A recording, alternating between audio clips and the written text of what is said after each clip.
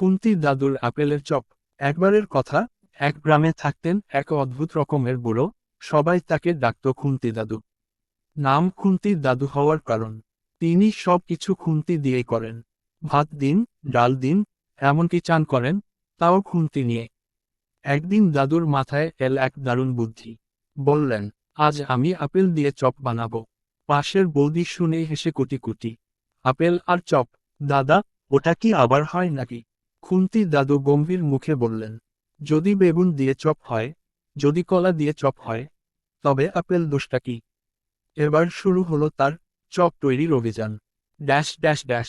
আপেলের চপের রেসিপি, খুন্তি দাদু স্টাইল। 1. আপেল কাটলেন খুন্তি দিয়ে। ছুরি ছিল, কিন্তু বললেন, ওটা আধুনিক জিনিস, আমি খুন্তির মানুষ। 2. আলু সেদ্ধ না করে শুকনো বালিতে গরম করলেন। বললেন, বালির ঘ্রাণ থাকলে চপ আরও খাস্তায়। 3. সব কিছু মিশিয়ে খেলেন খুন্তি দিয়ে। হাত নোংরা হবে না। 4.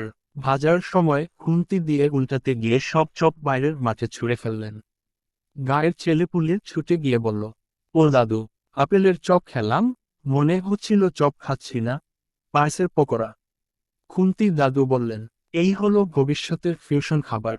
নাম দিচ্ছি চপেল। Dash dash dash. শেষমেশ কি হলো?